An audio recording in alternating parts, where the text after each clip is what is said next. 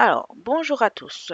Aujourd'hui, on va parler de l'auxiliaire de vie en CESU.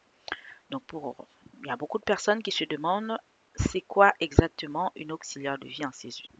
Une auxiliaire de vie est un professionnel de service à la personne qui a pour but d'accompagner les personnes dépendantes dans les actes de la vie quotidienne.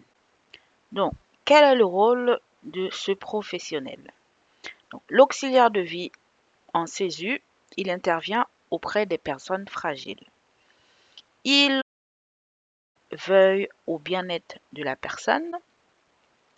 Il sort la personne de l'isolement. Il faut savoir que il y a pas mal de personnes qui sont dans l'isolement total. Donc, en fonction de la personne chez qui l'auxiliaire de vie intervient, il peut arriver à faire de différentes tâches. Donc, par exemple, il peut préparer des repas équilibrés dans le cadre du régime alimentaire de la personne. Il peut entretenir le logement de la personne. Il peut aider la personne à faire sa toilette ou faire complètement la toilette de la personne. Ça dépend du niveau de l'autonomie de la personne. Il peut être amené à faire des balades en extérieur avec la personne, faire des activités en extérieur avec la personne, par exemple aller au marché avec la personne, parce qu'il y a des personnes qui aiment bien faire leur marché du dimanche, le matin, ou, euh, ou jardiner à l'extérieur, ceux qui ont des jardins. Donc, il peut également faire des activités à l'intérieur avec la personne, par exemple jouer aux cartes ou plein d'autres activités. Alors, quelles sont les qualités nécessaires pour être un bon ou une bonne auxiliaire de vie en CESU? Donc, la première et la qualité essentielle qu'il faut pour être un bon ou une bonne auxiliaire de vie, c'est l'empathie. Alors, l'empathie, il faut savoir que c'est quelque chose qui ne s'apprend pas. Soit vous l'avez, soit vous ne l'avez pas. Mais pour être un bon ou une bonne auxiliaire de vie, il faut absolument avoir une bonne vision empathique du monde. Il faut également vous soucier des autres et de leur bien-être. L'empathie signifie que vous pouvez comprendre ou vous identifier aux sentiments d'une autre personne. Donc, tout professionnel de service à la personne devrait être capable de faire cela. L'empathie se manifeste de plusieurs façons. Par exemple, vous pouvez pleurer devant un reportage ou un film que vous regardez. Vous pouvez être triste à cause de quelque chose que vous voyez ou entendez et qui ne vous concerne pas directement. La capacité à se mettre à la place des autres est absolument essentielle pour devenir un bon professionnel de service à la personne et de santé. Donc, l'autre qualité essentielle qu'il faut pour être un bon ou une bonne auxiliaire de vie est être respectueux.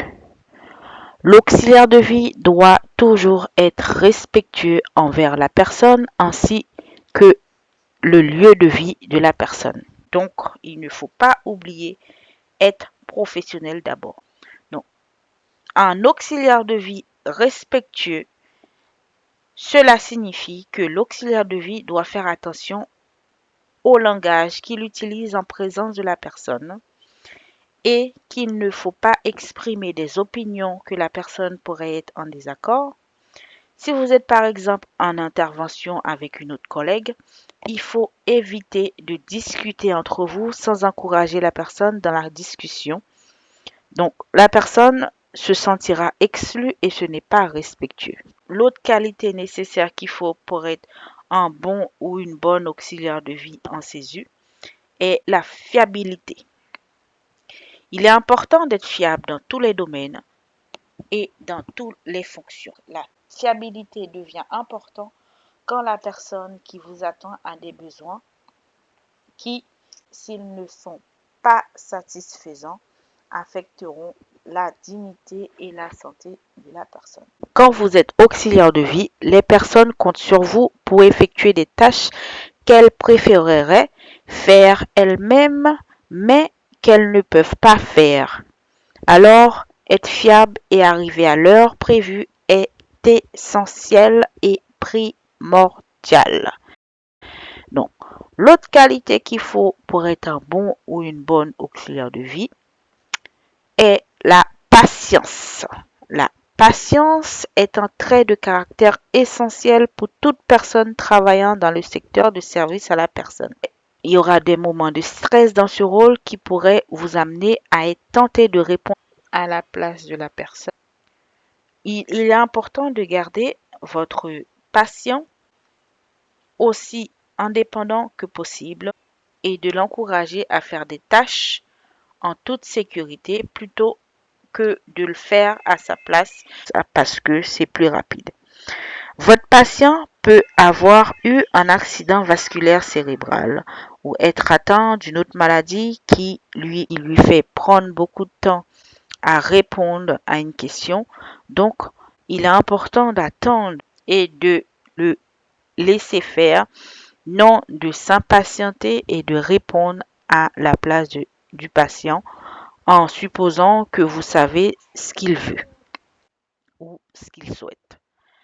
La démence est une maladie qui peut amener l'entourage à perdre patience avec la personne en se plaignant qu'elle se répète sans cesse ou qu'elle pose toujours les mêmes questions.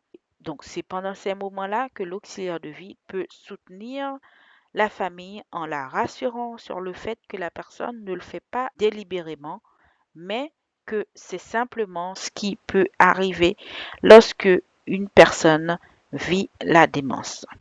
L'autre qualité qu'il faut pour être un bon ou une bonne auxiliaire de vie en CESU, c'est la bienveillance. La bienveillance est sans doute la qualité la plus importante dont un professionnel de service à la personne a besoin, à ce que son bien-être soit toujours préservé. Il est également important de s'assurer qu'il n'y a rien de dangereux sur lequel vous pourriez trébucher ou pourrait faire trébucher quelqu'un d'autre. Comme par exemple la personne chez qui vous intervenez, elle pourrait très bien glisser ou avoir un accident par un manque d'attention ou un manque de bienveillance de votre part. Donc, alors, l'autre partie de cette vidéo, c'est que on va parler des formations nécessaires pour devenir auxiliaire de vie. Il existe de nombreuses formations dans le service à la personne pour devenir auxiliaire de vie. Parmi ces formations, on peut trouver le titre d'assistante de vie aux familles. Donc, c'est une formation qui peut s'effectuer au centre de formation AFPA ou dans un organisme privé. Cette formation dure en général entre 6 et 9 mois. Durant cette formation, il vous faudra vous trouver un établissement pour effectuer un stage pratique. Donc, la deuxième formation qu'il faut pour devenir un bon ou une bonne auxiliaire de vie est le diplôme d'état d'accompagnement éducatif et social spécialité accompagnement de la vie à domicile. Cette formation s'effectue sur une durée de 12 à 24 mois. Donc, l'autre formation qu'il faut, c'est le CAP agricole, service aux personnes et vente en espace rural. Cette formation dure 2 ans. Donc, l'autre formation qu'il faut, c'est le CAP assistant technique en milieu familial et collectif. Ce CAP s'effectue sur une durée de 2 ans. On a la mention complémentaire aide à domicile. Cette formation est accessible après un CAP. Elle dure 1 an. On a le bac pro service aux personnes et territoires. Elle dure 3 ans. Accessible après la 3e. On a le bac pro accompagnement, soins et services à la personne. Ce bac s'effectue sur une durée de 3 ans. On a pour finir le titre de gérontologie. Cette formation dure 16 mois. Merci d'avoir regardé la vidéo. N'oubliez pas de vous abonner à la chaîne pour les prochaines vidéos à venir. Pour des personnes qui ont des questions, n'oubliez pas de les mettre en commentaire.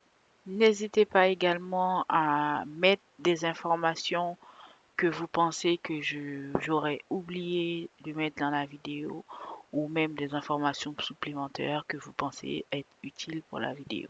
À bientôt pour la prochaine vidéo. Bisous!